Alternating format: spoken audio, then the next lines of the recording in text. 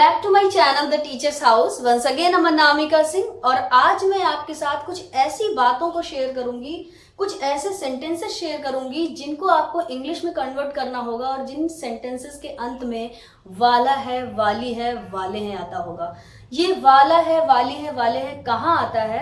जब हम कोई एक्टिविटी, जब हम कोई काम नियर फ्यूचर में, निकट भविष्य में करने वाले होते हैं, अभी तक किया नहीं है, वो करने की प्लानिंग में है।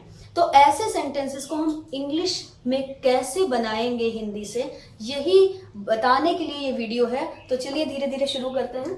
अबाउट टू, ऐसे सेंटेंसेस के लिए हम अबाउट टू वर्ड का यूज करते हैं और इसका जो आइडेंटिफिकेशन है कि क्या पहचान होगी, कहाँ पर अबाउट टू का यूज करेंगे, वहां पर है ने वाला है, ने वाली है या ने वाले हैं। स्ट्रक्चर देखिए, सिंपल सा स्ट्रक्चर है, आप इसे फॉर्मूला भी कर सकते हैं। इसी के बेस पे हम हिंदी से वाला है, वाली है, वाले हैं के सेंटेंसेस को इंग्लिश में कन्वर्ट करेंगे। सबसे पहले सब्जेक्ट, मैंने अपने ऑलमोस्ट हर वीडियो में बता रखा है कि सब्जेक्ट क्या होता है। अगर आपने नहीं देखा है तो प्लीज जाकर के, अगर हो सके तो आप मेरा जो पहला वीडियो लेक्चर है आप जाइएगा प्लेलिस्ट में, टेंस का मेरा पहला और दूसरा लेक्चर जरूर देखिएगा।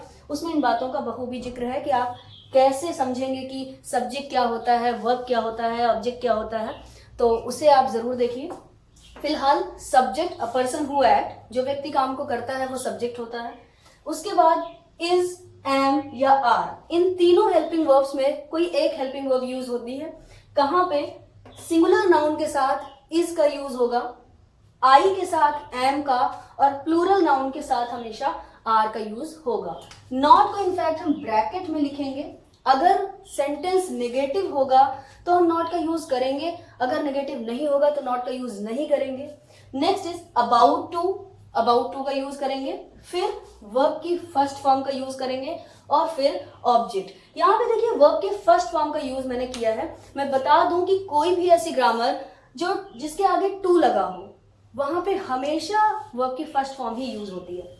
Has to, have to, had to, will have to, used to या फिर वांट टू, वांटेड टू, ये जितनी भी ग्रामर है इनके आगे बिना सोचे आप वर्ब की फर्स्ट फॉर्म का यूज ही करें। तो subject, helping verb, not if necessary, about to, verb की फर्स्ट फॉर्म, देन ऑब्जेक्ट। ये हमारा सिंपल सा स्ट्रक्चर है और इस स्ट्रक्चर को फॉलो करते हुए बहुत ही आसानी से हम हिंदी के सेंटेंसेस को इंग्लिश में बदल लेंगे। तो चलिए पहला सेंटेंस है हमारा, मैच शुरू होने वाला है।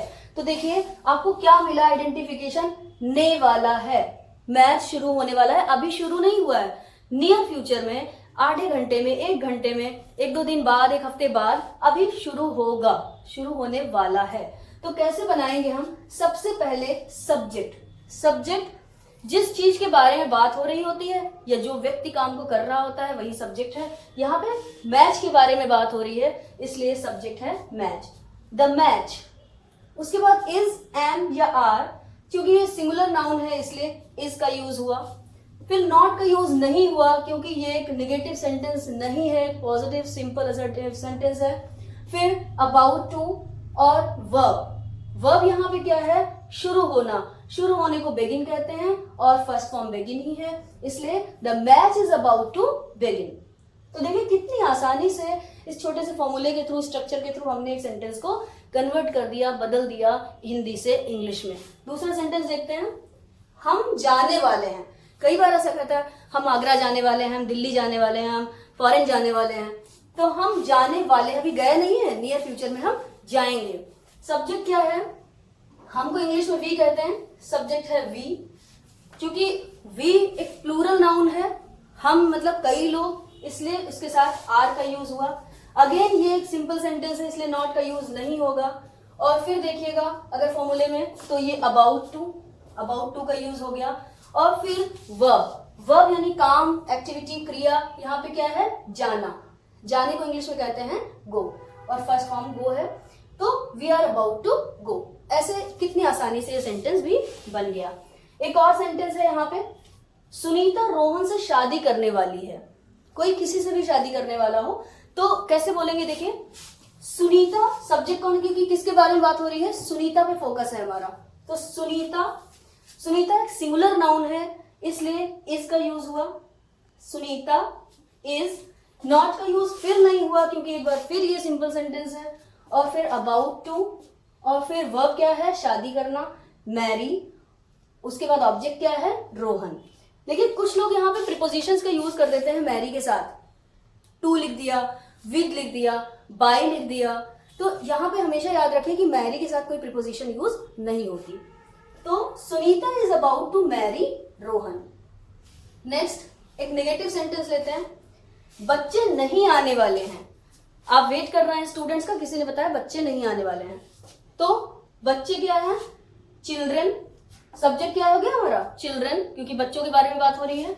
उसके बाद ये प्लूरल नाउन है, एक बच्चे के बारे में बात नहीं हो रही है, कई बच्चों के बारे में बात हो रही है, तो आर हो गया। फिर ये एक नेगेटिव सेंटेंस है, इसलिए नॉट का यूज यहाँ पे होगा।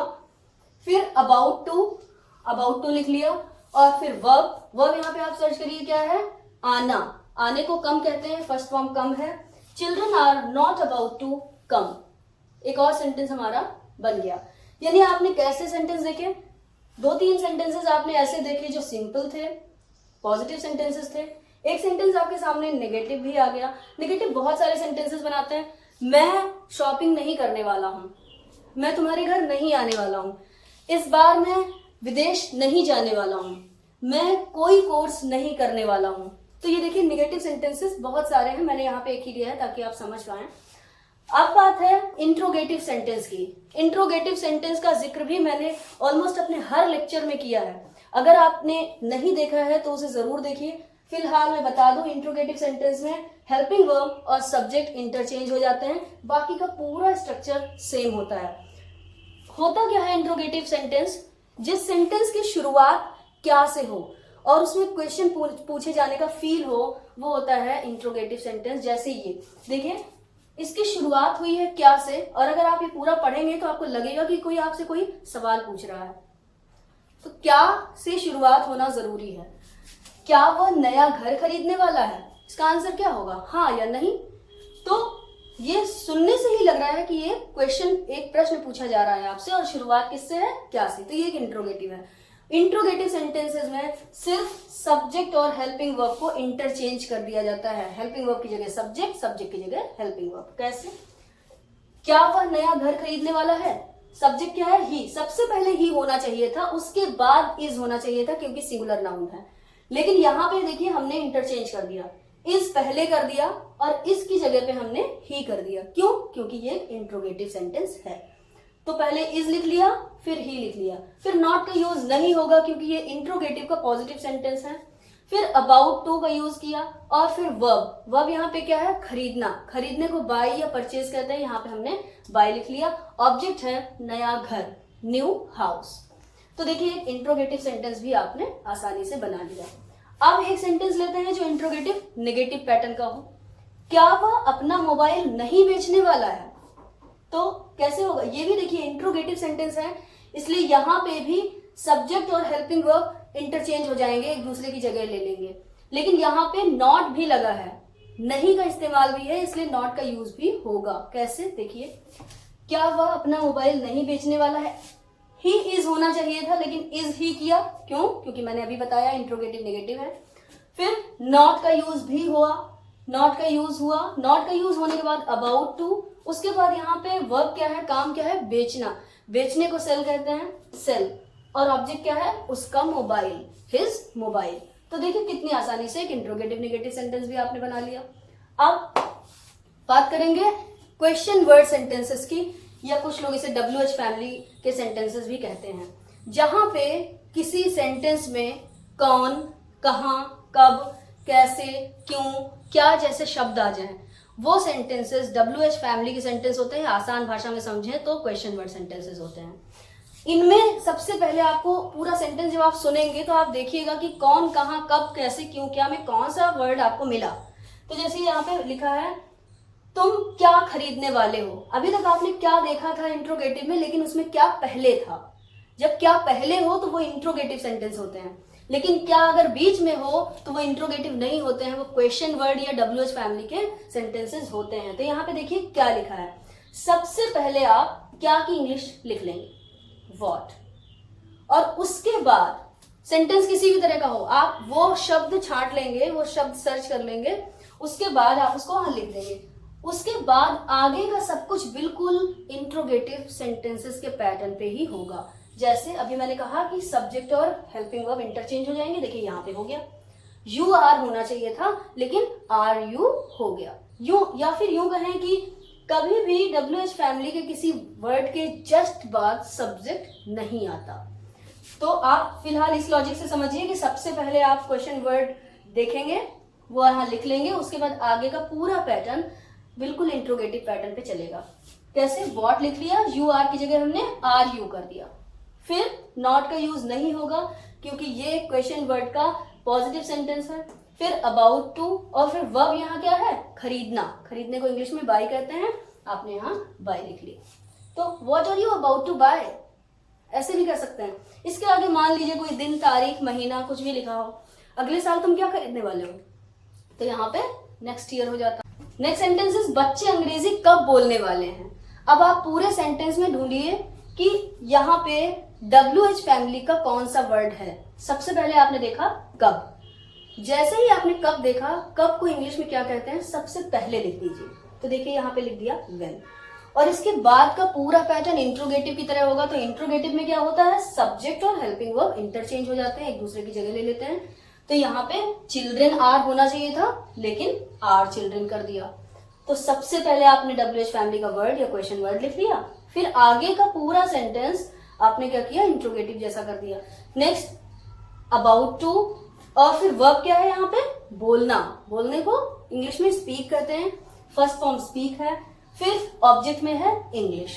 तो देखिए किस तरह से, कितना आसान है ये बोलना, कितना आसान है इस तरह के सेंटेंसेस को इंग्लिश में फ्रेम करना। और यकीन मानिए, आप ध्यान दीजिएगा तो आपके इर्द गिर्द या आपकी खुद की लाइफ में, आपके खुद के कन्वर्सेशन में ऐसे बहुत सारे सेंटेंसेस होते हैं, शायद आपने ध्यान नहीं दिया होगा। अगर ध्यान दीजिए तो ये बनाना भी बहुत आसान है और इसको बोलना भी बहुत आसान है। मैं आशा करती हूँ कि ये वीडियो देखने के बाद आप लोग कोशिश करेंगे कि आप इस तरह के सेंटेंसेस को इंग्लिश में बोलें।